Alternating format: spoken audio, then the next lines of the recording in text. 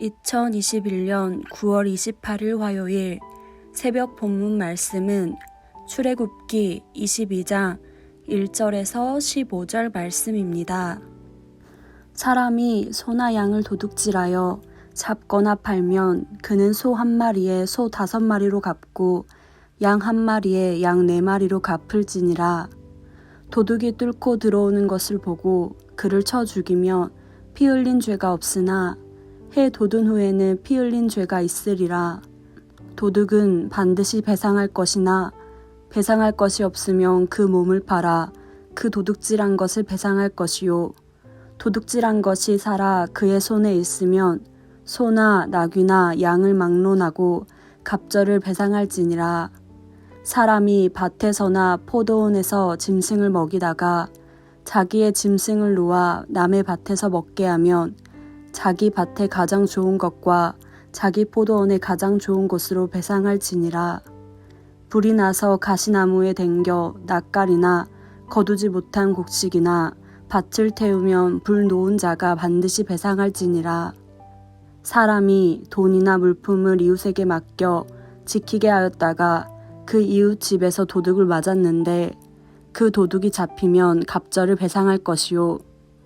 도둑이 잡히지 아니하면 그 집 주인이 재판장 앞에 가서 자기가 그 이웃의 물품에 손댄 여부의 조사를 받을 것이며 어떤 잃은 물건, 즉 소나 나귀나 양이나 의복이나 또는 다른 잃은 물건에 대하여 어떤 사람이 이르기를 이것이 그것이라 하면 양편이 재판장 앞에 나아갈 것이요.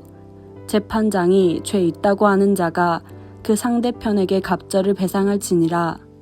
사람이 나귀나 소나 양이나 다른 짐승을 이웃에게 맡겨 지키게 하였다가 죽거나 상하거나 끌려가도 본 사람이 없으면 두 사람 사이에 맡은 자가 이웃의 것에 손을 대지 아니하였다고 여호와께 맹세할 것이요. 그 임자는 그대로 믿을 것이며 그 사람은 배상하지 아니하려니와 만일 자기에게서 도둑 맞았으면 그 임자에게 배상할 것이며 만일 찢겼으면 그것을 가져다가 증언할 것이요. 그 찢긴 것에 대하여 배상하지 아니할지니라. 만일 이웃에게 빌려온 것이 그 임자가 함께 있지 아니할 때에 상하거나 죽으면 반드시 배상하려니와 그 임자가 그것과 함께 있었으면 배상하지 아니할지니라. 만일 새낸 것이면 새로 족하니라. 아멘. 네, 성도 여러분 반갑습니다.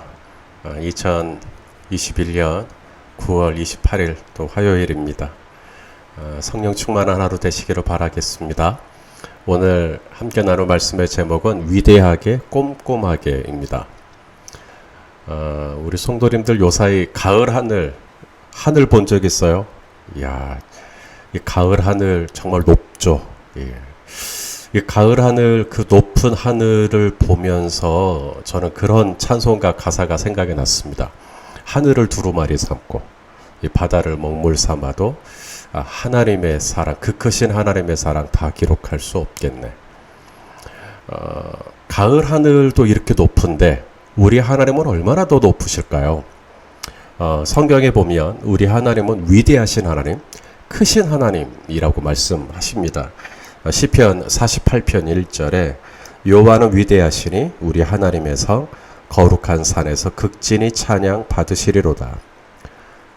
또 시편 86편 10절에 무릇 주는 위대하사 기이한 일들을 행하시오니 주만이 하나님이시니이다. 하나님이 이렇게 크시고 또 하나님이 위대하시기 때문에 그 크신 하나님이 과연 내 삶 구석구석 다 들여다 보시고 관여하시고 그렇게 하실 수 있으실까? 하나님이 그렇게 크신데 내 삶은 너무나 조밀하고 내 삶은 너무나 소소하고 그 크신 하나님이 나의 삶에 이런 지극히 작은 것까지 관심을 가지실까? 우리가 그렇게 생각하는 경우가 좀 있는 것 같아요. 근데 그렇지 않다라는 겁니다. 하나님은 내가 이 머리로 다 담을 수 없을 만큼 크시지만 동시에 내 삶 구석구석 아주 사소한 걸 알지라도 또 관심과 또 마음을 쓰지 않으실 만큼 또 그렇게 무심한 하나님이 아니시거든요. 자, 오늘 본문을 보시면 야, 이런 말씀을 정말 하나님이 하셨다고? 하나님이 이런 데까지도 관심을 가지신다고? 그렇게 좀 생각이 되어질 만한 정말 정밀하고 그리고 꼼꼼하고 그리고 디테일하게 하나님께서 말씀하시는 것을 보게 됩니다. 자, 우리에게 소가 한 마리가 있어요. 근데 이 소를 누가 훔쳐가는 것이죠. 여러분, 우리 집에 있던 소를 누군가가 훔쳐가는 일, 뭐 흔한 일은 아니지만 있을 수 있잖아요. 누군가가 우리 집에 있는 이 소를 가져갈 수 있죠. 그랬을 때 어떻게 해야 되는가? 자, 누군가가 우리 집 소를 훔쳐갔어요. 둘 중에 하나죠. 하나는 우리 집 소를 팔아버린 거죠. 그 다음 또 하나는 우리 집 소를 죽인 거예요. 도살한 겁니다. 그랬을 때 내가 어떻게 배상을 받을 수 있나? 이런 것까지도 하나님이 다 말씀하십니다. 그 다음 또 하나, 이제 저희 집 소가 이제 우리 밭에서 먹을 것을 먹으면 문제가 없죠. 그런데 이렇게 풀어놨는데 이 소가 남의 영역을 침범해가지고 남의 밭을 먹어버린 거예요. 그런 일이 흔한 일은 아니지만 또 있을 수 있잖아요. 있을 수 있는 일이지 않습니까? 뭐 100분의 1이 됐든 1000분의 1이 됐든 있을 수는 있잖아요. 그랬을 때 우리 집 소가 남의 밭에 들어가서 이제 말하자면 남이 가진 어떤 재산에 어떤 피해를 입힌 거잖아요. 내가 어떻게 보상해 줘야 되나? 이것을 또 율법으로 말씀하십니다. 이럴 때는 이렇게 배상을 해라. 이렇게까지 말씀을 하셔요. 여러분, 우리 집 소가 누가 이렇게 훔쳐갔든 아니면 우리 집 소가 누구 밭을 넘어갔든 누가 그렇게 신경을 쓰겠어요? 그런데 우리 하나님은 우리 집 소 한 마리가 어떤 일을 당하는지에 관심을 가지고 있다라는 거예요. 우리 집에 불이 났어요. 불 날 수 있죠? 화재 있을 수 있죠? 이 불이 번져가지고 이웃집의 재산에 피해를 입힌 거죠. 그럴 수 있잖아요. 그럴 때 어떻게 이웃에게 배상할 것인가? 요 문제도 말씀하십니다. 대단하시죠? 하나님이 거기까지도 관심을 기울이세요. 자, 제가 이웃에게 돈을 맡겼어요. 근데 이웃이 그 돈을 잃어버렸어요. 그러면 저는 그 잃어버린 돈에 대해서 어떻게 이 배상을 받아야 되죠? 그런 부분까지도 말씀을 하십니다. 제가 이웃에게 얼마를 맡겼든 또 그것이 어떻게 뭐 그 잃어버리게 됐든 누가 그렇게 신경을 쓰겠어요. 근데 우리 하나님은 거기까지도 들여다보고 이럴 때는 이렇게 해라 이렇게 말씀하십니다. 이러한 부분들을 통해서 우리가 알 수 있는 우리 하나님, 위대하시고 크신 하나님이시지만 동시에 우리 집 소 한 마리, 또 내가 가지고 있는 어느 그 물질, 재산, 어떤 기업, 여기에도 굉장히 하나님의 관심을 가지고 계시다는 겁니다. 계시록 3장에 보면 예수님께서 문 밖에 서서 두드리노니 누구든지 내 음성을 듣고 문을 열면 내가 그에게로 들어가 그는 나로 더불어 먹고, 그죠? 그는 나로 더불어 마시고. 그러니까 예수님이 우리가 마음의 문을 열면 우리 안에 들어오셔서 뭔가 크고 대단하고 어떤 훌륭한 업적을 남기는 일을 하자라는 게 아니고요. 나와 더불어 먹고, 그러니까 내가 뭘 먹는지, 내가 뭘 먹든지 주님하고 같이 먹기를 원하는 거고, 내가 뭘 마셔요. 물을 마시든 주스를 마시든 주님이 같이 더불어 먹고 마시고, 먹고 마시는 그런 사소한 일조차도 주님은 우리가 함께, 우리 주님과 함께 공유하기를 원하신다는 그 마음이 담겨져 있는 것입니다. 일전에 제 아버지가 속이 너무 불편하셔가지고 화장실을 자주 들락날락 거리셨어요. 밤 늦은 시간까지. 잠을 자야 또 그 다음날 새벽 기도 때문에 일어나야 되는데 계속 늦은 시간까지 화장실을 왔다 갔다 하시니 이제 큰일 났죠. 그래서 아버지가 이제 화장실에 들어가셔서 이제 기도하셨대요. 하나님, 제가 왜 이렇게 갑자기 속이 불편하고 지금 이럽니까? 근데 그 낮에 이제 아버지가 했던 어떤 행동 하나가 퍼뜩 떠올랐어요. 저희 아버지는 일주일에 한 번 이상 금식하십니다. 그날도 오전에 금식한 날이었어요. 이제 오전에 금식한다는 걸 어머님이 아시니까 이제 금식 마치고 나면 이제 뭐라도 드시라고 고구마를 찌셨어요. 근데 금식을 하시는 제 아버지 입장에서 이 고구마 찐 냄새 상상해 보세요. 너무 맛있게 나는 거예요. 그래서 어머니가 이제 그릇에다가 고구마 몇 개를 담아가지고 이제 올려놨는데 이제 금식 마치고 드시라고. 근데 제 아버지가 오고 가고 하다가 그 꽁다리 있죠. 그 고구마 끄트머리, 이 꽁다리를 살짝 떼가지고 맛을 한번 봤대요. 맛이 기가 막히더라는 거죠. 그게 떠올랐다는 거예요. 그래서 하나님 앞에 그 화장실에서 곧바로 회개 기도를 하셨대요. 하나님 정말 죄송하다고, 금식했어야 되는데 그러지 못했다고. 그 꽁다리, 놀랍게도 회개 기도를 함과 동시에 그 속이 그렇게 편안해지더니 아버지께서 꿀잠을 주무시고 새벽 기도에 나갈 수 있었다는 이야기를 한 번은 강대상에서 설교 중에 당신의 고백을 한 적이 있었어요. 고구마를 먹든 꽁다리를 먹든, 아니 꽁다리 먹은 거에 누가 관심을 가져요? 그런데 우리 하나님은 내가 먹은 고구마 꽁다리에 관심을 가져요. 내가 뭘 먹든 내가 뭘 마시든 누가 그렇게 관심을 가져요? 뭐 우리 성도님들이 저를 만났을 때 뭐 식사 뭐 하셨어요? 뭐 음료수 뭐 드셨어요? 일일이 묻지는 않잖아요. 그런데 우리 하나님은 거기에 관심이 있어요. 그만큼 우리 집 소 한 마리, 내가 가지고 있는 물질 얼마가 됐든 사람들은 그만큼 관심 가져주지 않아도 우리 하나님은 그런 데까지도 디테일하게 꼼꼼하게 살피시고, 이럴 때는 이렇게 또 배상을 받을 수 있게 하시고, 또 이럴 때는 이렇게 또 이웃과의 관계를 또 회복시켜 주시고, 우리 하나님은 위대하신 하나님, 동시에 나의 삶 구석진, 후미진, 아주 작은, 정말 남들이 볼 때는 너무 사소한 꽁다리 같은 부분이라 할지라도 하나님은 거기까지도 관심을 가지실 만큼 중요한 존재가 바로 저와 여러분입니다. 하나가 더 있습니다. 자, 만일 어떤 분이 저에게 이제 돈을 좀 맡겼어요. 그럼 제가 이제 이 돈을 잘 간수해야죠.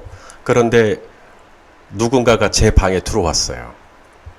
그리고 그 이웃이 저에게 맡긴 돈을 보고 훔쳐가 버렸어요. 제가 손댄 건 아니에요. 누군가가 훔쳐간 거예요. 이웃이 이제 돈을 이제 요구하니까 저는 줄 수가 없어요. 왜냐면 저도 도둑을 맞았잖아요. 이럴 땐 어떻게 하면 좋아요? 이제 이웃에게 내가 당신 그 물건에, 내가 당신 돈에 손댄 게 아니라고 하는 이 확신을 줘야 되잖아요.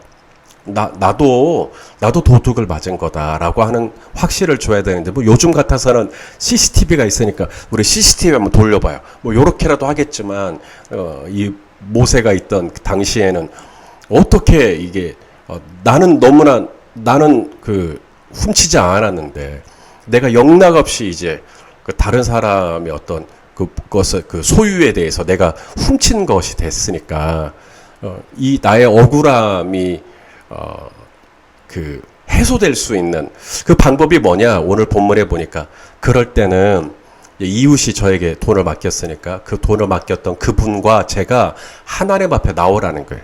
그러면 하나님이 저 손목사가 범인인지 아닌지 재판해 주겠다는 거예요. 그 말씀이 나옵니다. 자, 오늘 본문 9절, 어떤 잃은 물건, 즉 소나 나귀나 양이나 의복이나 또는 다른 잃은 물건에 대하여 어떤 사람이 이르기를 이것이 그것이라 하면 양편이 재판장 앞에 나아갈 것이요.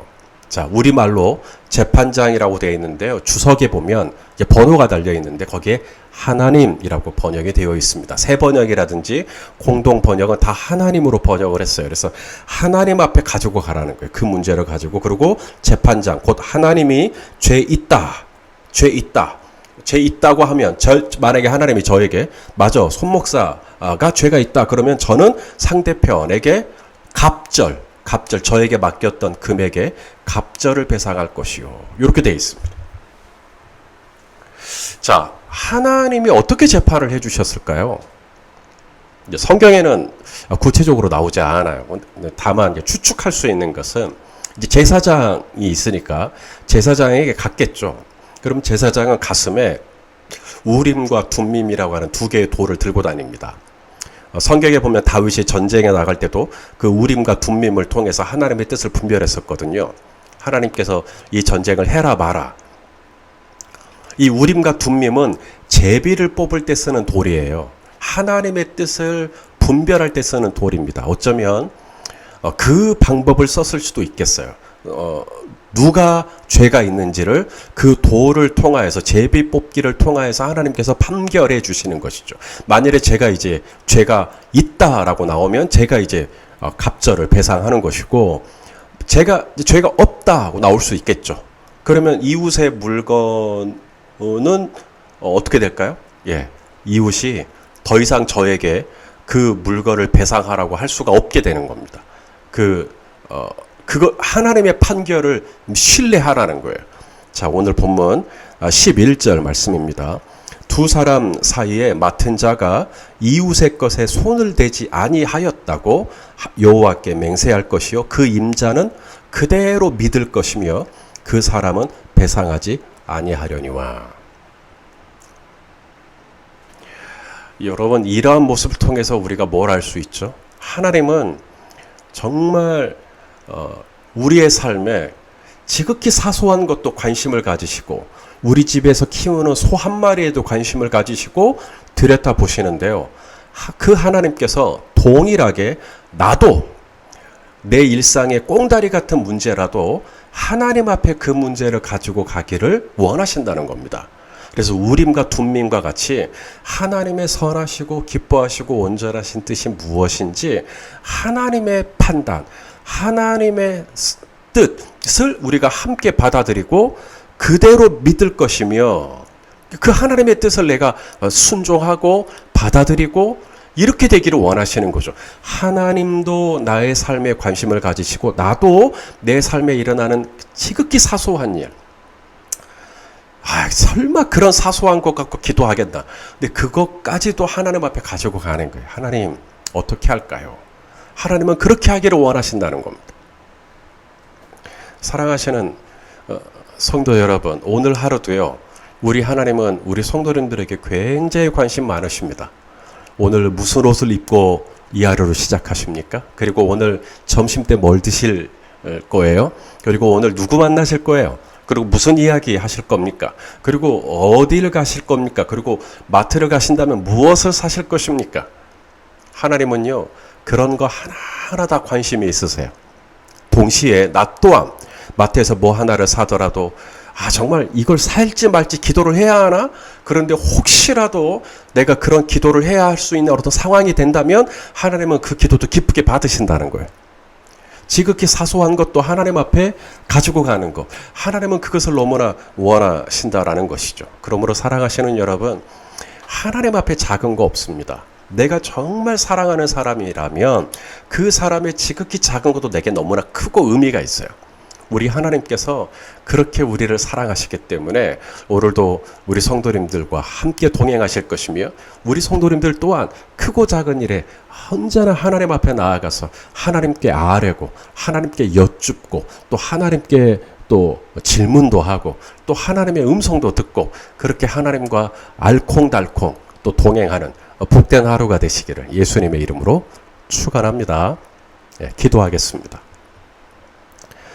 위대하신 하나님, 크신 하나님, 높으신 하나님, 그럼에도 지극히 낮고 낮은 이 땅에 오셔서 임마누엘 우리와 함께 하시기를 원하시는 주님, 나와 더불어 먹고 나와 더불어 마시기를 원하시는 주님, 하나님 앞에 그렇게 하나님 앞에 결코 사소하고 작은 게 없다라는 거, 기억하고 오늘도 내 삶에 일어나는 크고 작은 일에 대해서 수시로 우리 하나님 앞에 가지고 나아가며 하나님의 마음을 알고 하나님의 뜻을 분별하고 하나님과 동행하는 하루를 살 수 있도록 인도해 주옵소서. 예수 그리스도의 이름으로 기도하옵나이다. 아멘.